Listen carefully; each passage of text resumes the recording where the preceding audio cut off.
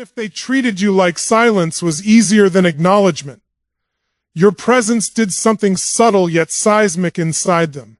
It shifted internal structures they had spent years carefully building to avoid emotional earthquakes.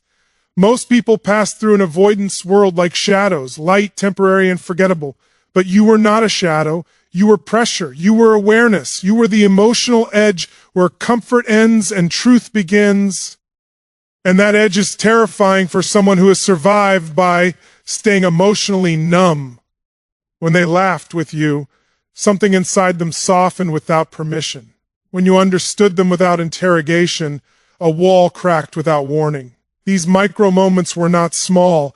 They were internal revolutions they didn't know how to control. You were not chasing their attention. You were unknowingly awakening their vulnerability. The problem was never your intensity. It was their unfamiliarity with being emotionally seen without judgment.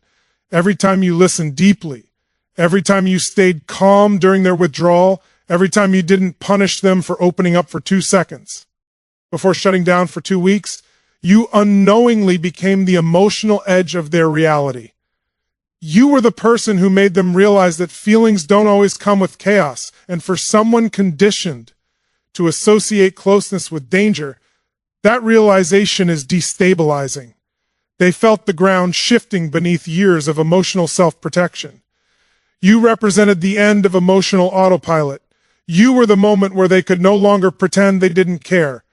And nothing scares an avoidant more than caring without knowing how to manage it. They didn't run because you were overwhelming. They ran because the version of themselves around you was unfamiliar, raw, and unguarded. You weren't loud, dramatic, or demanding. You were simply present in a way that forced them to confront feelings they had buried so deeply they forgot they existed. You became the emotional edge not by asking for more, but by being authentic without apology. And authenticity is magnetic to people who have spent years performing emotional distance. They felt exposed without you ever trying to expose them. Your empathy felt like light entering a room they kept intentionally dark. And light is beautiful until it reveals what someone isn't ready to clean, fix, or admit. You stood at the border of their emotional comfort zone, and just by standing there, you made them aware that a deeper life was possible. But possibility requires courage, and courage requires emotional tools they never learned. So instead of stepping forward, they stepped back. Not because you were wrong, but because you were right in a way they couldn't yet handle. You became the emotional edge simply by caring without manipulation, by staying without losing dignity, by loving without turning love into a transaction. And when someone realizes they are about to feel something real after years of emotional avoidance, panic disguises itself as detachment. They didn't leave because they felt nothing. They left because they felt too much and had no internal language to process it. You were the turning point they weren't prepared to reach. You were the edge where their old coping mechanism stopped working. And instead of building new ones, they chose the illusion of safety over the risk of transformation. Their silence was never the proof of your inadequacy. It was evidence of an emotional defense system activated long before you entered their life. Silence was their survival technique, polished over years of misunderstandings, disappointments, and emotional overload they never learned to articulate. When they withdrew, it felt personal because you were emotionally available. But their quietness was not a verdict on your worth. It was a shield rising automatically whenever feelings became intense. You interpreted the absence of words as rejection, while for them, silence was the only language they trusted when emotions grew complicated. They were not ignoring you in the way indifference ignores. They were retreating in the way a wounded animal hides, instinctively, protectively, without strategy. Every delayed response, every conversation that ended without closure, every unread message was less about you and more about their inability to regulate emotional vulnerability. You were speaking the language of connection while they were fluent in the language of avoidance. And when two languages collide without translation, misunderstanding feels like heartbreak. Their silence was not a punishment, it was a coping mechanism. They weren't withholding affection to control you, they were withholding expression to control themselves. Emotional conversations to them felt like standing in a storm without shelter. They didn't lack feelings, they lacked emotional safety within themselves. You saw silence as emptiness, but for them silence was containment, a way to prevent emotional overflow they feared would consume them. The tragic irony is that their quietness often meant they were thinking more, not less. They replayed conversations internally instead of engaging externally. They processed feelings in isolation because they never learned collaborative emotional expression. When they went quiet, it wasn't because you had no value, it was because your importance created emotional pressure they didn't know how to release. Silence was easier than risking saying the wrong thing, revealing too much, or appearing emotionally dependent. Their distance was self-protection disguised as indifference. You searched for reassurance in communication, while they searched for stability in withdrawal. The more you leaned in for clarity, the more they leaned back for control. This dynamic wasn't a reflection of your failure. It was a collision of emotional coping styles formed long before your relationship began. You were not being rejected. You were encountering an emotional system designed to survive, not to connect. Their silence was a locked door they used on everyone, not just you. But because you cared deeply, you felt the door slam louder. You weren't asking for too much. You were asking for emotional participation from someone who learned emotional invisibility as safety. And safety, when misunderstood, often looks like coldness. Their quietness wasn't a lack of feeling, it was a lack of emotional tools. They didn't disappear because you weren't enough, they disappeared because presence required vulnerability they hadn't practiced. You weren't standing in front of indifference. You were standing in front of emotional fear wearing the mask of composure. You represented a form of safety that contradicted everything they had subconsciously learned about intimacy. To you, consistency felt natural. To them, consistency felt suspicious. You offered calmness without conditions. And instead of relaxing into it, they questioned it. Not because it was insincere, but because their past experiences taught them that closeness usually came with hidden costs. When someone grows accustomed to emotional unpredictability, peace can feel foreign. You weren't just kind, you were emotionally stable. And stability is unfamiliar territory for someone who learned to equate emotional connection with eventual disappointment. They didn't distrust you personally, they distrusted the feeling of safety itself. Safety meant letting their guard down, and letting their guard down meant risking pain they had sworn never to relive. You were offering a safe harbor to someone who had learned to survive by staying at sea.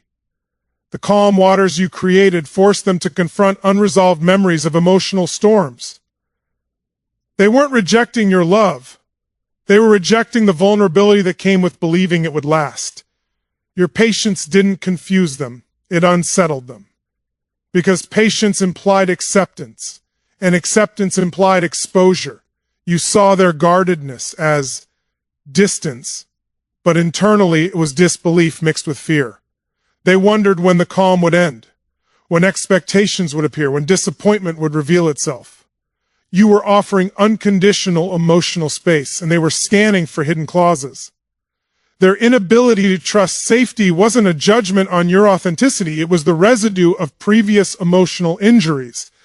You became the person who challenged their emotional blueprint simply by being reliable, and reliability threatens people who learn to depend only on themselves. You didn't chase, manipulate, or demand, and that absence of chaos confused their nervous system. They were accustomed to emotional noise, not emotional clarity. You weren't just safe, you were emotionally grounding.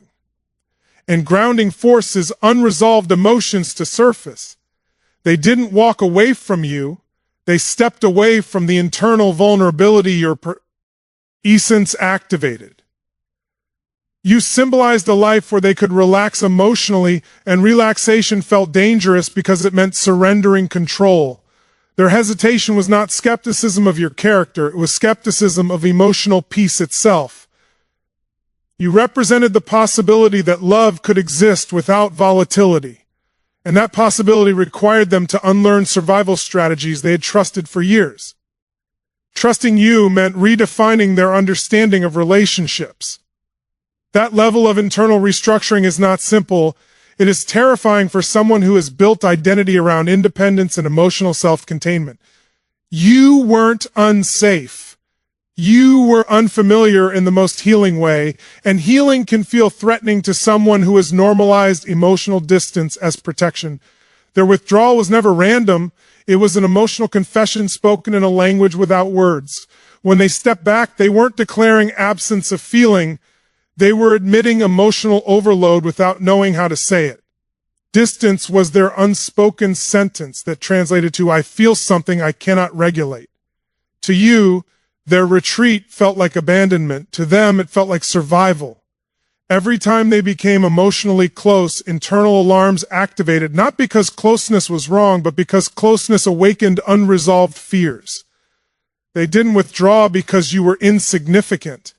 They withdrew because you became significant enough to disrupt their emotional equilibrium. Their mind interpreted emotional intensity as risk. Instead of leaning into discomfort, they leaned into space. It was not a strategy to hurt you. It was an instinct to stabilize themselves. In feelings grew strong. Their nervous system equated vulnerability with exposure. So stepping back was their attempt to regain control over internal chaos. They weren't losing interest. They were losing emotional certainty. And uncertainty is intolerable for someone who learned that emotional reliance leads to pain. Their withdrawal was not apathy. It was emotional illiteracy colliding with genuine feeling. They had emotions, but they lacked the vocabulary and regulation skills to express them safely. Instead of saying, I'm scared of how much this matters, they said nothing. Instead of admitting, I don't know how to be this close, they became distant. Their silence was not emptiness. It was overwhelmed affection without direction. You interpreted their space as detachment, but internally it was often confusion mixed with fear of losing independence. They equated emotional closeness with losing autonomy. So when attachment deepened, their reflex was to create distance, not because they wanted separation, but because they feared emotional engulfment. Their withdrawal was a disguised confession. I feel too deeply and I don't know how to handle it without losing myself. The tragedy is that their coping mechanism created the very distance they feared emotionally. You saw absence. They felt emotional flooding. They didn't pull away because they didn't care. They pulled away because caring activated unresolved vulnerabilities. Their retreat was an emotional emergency exit, not a statement of your worth. They were not rejecting connection. They were rejecting emotional overwhelm. And in doing so, they unknowingly communicated the intensity of their feelings more loudly than words ever could. Their distance was a paradox, a move away from the person who made them feel alive because feeling alive felt dangerous. You were not pushed away because you lacked value. You were stepped away from because you touched emotional depths they had spent years avoiding. Withdrawal was their confession written in invisible ink, only readable to those who understand that silence can sometimes be louder than declarations. You became one of the very few spaces where they felt emotionally unmasked, even if they never admitted it aloud. Around most people, they performed versions of themselves, controlled, composed, unaffected. But with you, the performance slipped. Not dramatically, not constantly, but in subtle moments that mattered more than grand gestures ever could. The way their tone softened during late conversations, the way their guard dropped when they laughed without thinking, the way their eyes lingered when they felt understood. These were not accidents. They were glimpses of authenticity they rarely allowed anyone to witness. You were not just another interaction. You were a rare emotional environment where they didn't have to calculate every response. And that level of emotional exposure is unforgettable for someone who lives behind internal armor. They may meet new people, share new experiences, even form new relationships, but the memory of being emotionally Seen without force leaves a permanent imprint. You didn't interrogate their past or demand emotional performances. You allowed emotional space, and space is where authenticity breathes. Around you they felt real not because you insisted, but because you accepted silence without hostility and presence without pressure. You weren't extracting vulnerability, you were permitting it. And permission is powerful. You became associated with emotional safety even if they never fully surrendered to it. The irony is that the very comfort they felt with you also triggered fear, because comfort implied emotional dependence. Still, the memory of being emotionally genuine does not disappear easily, even if they move forward. Fragments of their truest self remain connected to the moments they shared with you. You saw versions of them that others may never encounter, not because you tried harder, but because you created an atmosphere where authenticity wasn't punished. They didn't just feel liked, they felt understood in brief, unguarded flashes. Those flashes matter. People rarely forget the person who witnessed their unfiltered self without turning it into leverage. You weren't merely part of their timeline, you were part of their emotional awareness. Even if they never return, the imprint remains. Not as regret, but as recognition that someone once saw them beyond the protective layers. They might never articulate it, but internally they associate you with emotional honesty they rarely allow themselves to experience. You became a quiet landmark in their emotional memory, a reminder that beneath their defenses exists a self capable of connection. And even if they continue avoiding vulnerability, the knowledge that someone once accepted their authentic moments without judgment becomes an internal reference point they cannot erase. Your value never diminished in the equation. The limitation existed in their emotional capacity to receive what you offered. Love is not a currency that loses worth when it isn't reciprocated. It remains constant, revealing differences in emotional readiness rather than differences in personal value. You brought openness, patience, and emotional generosity to a space where emotional bandwidth was restricted. Their inability to meet you at the same depth did not reduce your significance, it exposed the ceiling of their emotional development at that time. You were offering something expansive to someone operating within emotional limitations they had not yet expanded. When they stepped back, it did not mean your love was excessive, it meant their emotional container was too small to hold it comfortably. People often confuse rejection with inadequacy, but emotional mismatches are rarely about worth. They are about readiness, awareness, and capacity. You did not lose value because they could not respond fully. A person's inability to reciprocate emotional depth is not a reflection of the giver's quality. It is an indicator of the receiver's internal resources. You remained consistent in empathy while they remained cautious in vulnerability. That difference did not create imbalance in value. It revealed imbalance in emotional tools. You were emotionally available, they were emotionally guarded. Neither state defines superiority or inferiority, but it does define compatibility in that moment. Your willingness to communicate, to stay present during discomfort, to offer reassurance without manipulation, these qualities did not shrink because they weren't matched. They remained intact, waiting for a space where they could be received without resistance. Their withdrawal was not a subtraction from your worth, it was a demonstration of their emotional threshold. Love that is not returned does not disappear. It redirects toward environments capable of appreciating it.